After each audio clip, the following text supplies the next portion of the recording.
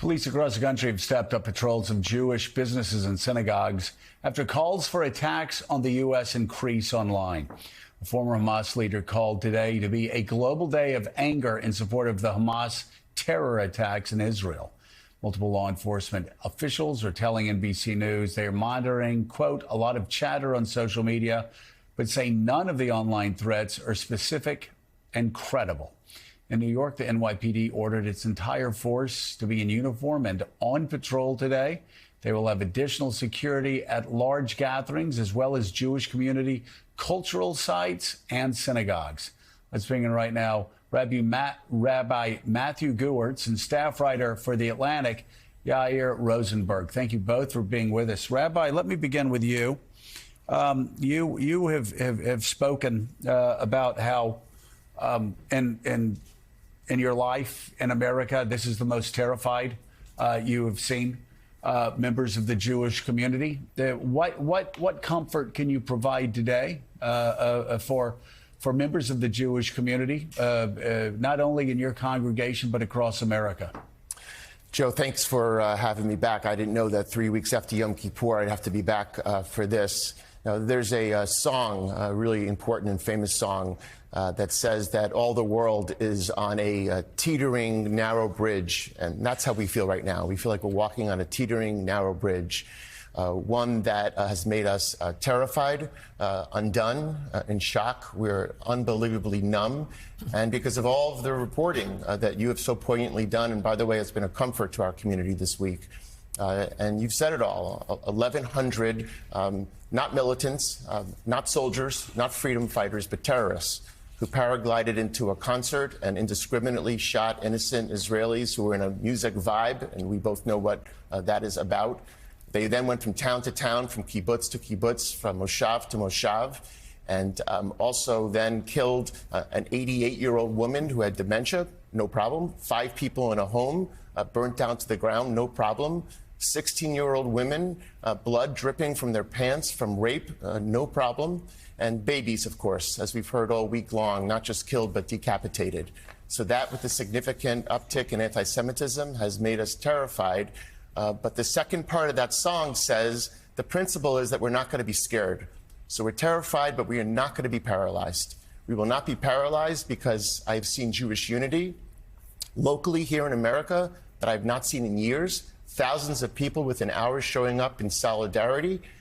You see in Israel, we're talking about Benny Gantz and Bibi Netanyahu. I'm not sure if there's more enmity between two politicians than there is between the two of them, who have come together in a unity government because they know there's an enemy bigger than they are.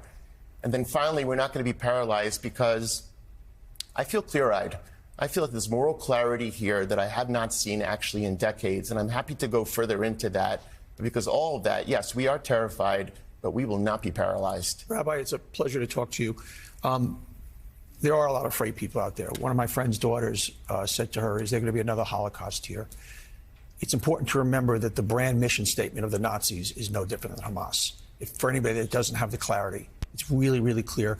Talk about, and Joe talked about this earlier, the unfortunate similarities to the Holocaust and why people are so afraid. It was just in our lifetime that 6 million Jews were slaughtered. And people keep saying the same thing's happening. The same thing's happening with the silence that's coming from so many people about what's going on. You know, Donnie, my dad was barely born here, probably cooked in Europe and born in America. So 24 first cousins and my great-grandmother. I'm sorry to be so graphic. The report came to him when he was a kid. Her head was rolling down a Polish street. This is very close to us. So this day, has been repeated, was the most Jews killed in a day since the Holocaust. So you want to parse down Israeli and Palestinian complicity over the 75 years? We can do that. But the truth is, the reason this is different, and Martin Fletcher said this earlier and Joe said it earlier, it's right there in the charter. It's not about land. This is about killing Israelis and eradicating Jews any place and everywhere. And that's why this reminds us of that. So if never again means never again, then never again. Yair, a couple of questions for you. First of all, how did this happen? How did Israel's government how were they so ill prepared? And not just at the initial attack, but, you know, we heard the heroic reports about the retired general who was on a bike. He heard that people were in trouble. He got a pistol. He got in his car and he went down, and he was a hero. He went down and saved lives.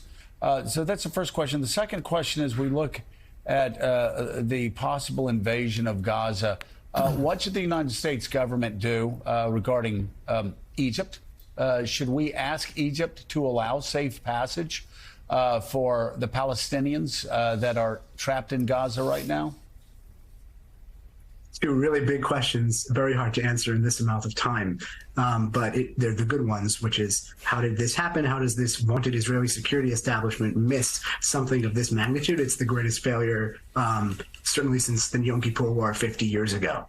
And there'll be a tremendous inquiry into this within Israel, and they'll find out a lot more. It seems clear at this point that there were intelligence signals that were missed. This happened before 9/11 as well. There usually are inklings of something, but people just miss what happened, and then afterwards they put it together.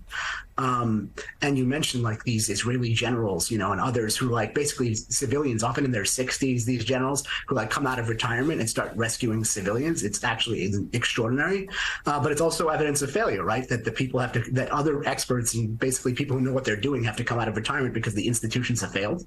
And I think part of the inquiry into this will eventually reveal that Netanyahu's current government, which, as we know, has many, you know, some far-right elements and a lot of cronies that he had to give power to in order to create it, those people were not really qualified necessarily for their jobs. We're not on top of their briefs, right? And so you have these posers who have now been separated from the professionals by crisis. And I think that's more and more that will probably come out in terms of Gaza and President Biden and, you know, the situation there. So you definitely would like, and I'm sure the administration is working on this, you would love to let Gazan refugees into Egypt. Because they are in this tiny, tiny enclave. We have nowhere to go. As we all know, they are basically hostage to Hamas. They are not responsible. They haven't been able to vote since 2006. But Egypt has resisted for a very, very, very long time letting any Gazans in whatsoever, for a whole bunch of reasons. And they are continuing to say, we are not going to let anybody in. People do not realize, you know, people talk about Israel surrounding Gaza, that part of the border of Gaza is the border with Egypt. That is the border you could let people out of. You obviously can't do it on the front, but you can let people out through the border of Egypt. I'm sure there's intensive diplomacy going on around this, but at the moment it has not yet succeeded. So, Rev, we just heard so powerfully from the rabbi about the impact on his community. Talk to us, though, about, do you see signs of hope that so many different faiths are rallying together to support the Jewish people right now? I think that the sign of hope is in that when you come outside of your comfort zone, come outside of your tribe, so to speak, and stand up for what's right for others, that's what gives people hope. And that's why I'm glad that I have been able to work with Rabbi Presner and Jonathan Greenblatt over the last several years. Because I challenge people when, if it was Trayvon Martin or George Floyd, where are y'all? Well, they won't have to ask where I am. I'm going to stand up for that slaughter that happened in Israel and stand up for the rights of Palestinians. And the last word to you, Rabbi. Yeah, well, first of all, Reverend Al, that means everything to us, and we will be there for you the way that you are there for us right now. Last word is, I was on the set 3 weeks ago. One night, my daughter had to run out of her first high school football game as a freshman because there was a fake gun incident there. The next night, we were swatted, the beginning of Rosh Hashanah, the beginning of the Jewish New Year. I saw tears streaming down her face, and then last night she wrote to me and to my wife, said, "Mom and Dad, is this the day tomorrow that we're going to be bombed?" And then you think to yourself, this is the world in which we're raising our kids? Well, the Jewish national anthem, Hatikva, is not about pride. It's about hope. And not that everyone else doesn't have hope, but I feel like it's in our DNA, that our faith, which is not blind belief, it's doubt plus belief equals faith. And I believe with God at our backs, that even as horrible as things are, that we shall overcome. And Rabbi, this morning, the words, I will only give you the words in the few seconds we have remaining, that our Secretary of Defense said in Israel. America supports Israel. That is not negotiable. Rabbi Matthew Gewertz and the Atlantic's Yair Rosenberg, thank you both. And please come back. We would love to hear more from you as soon as possible. That does it for us this morning. Jose.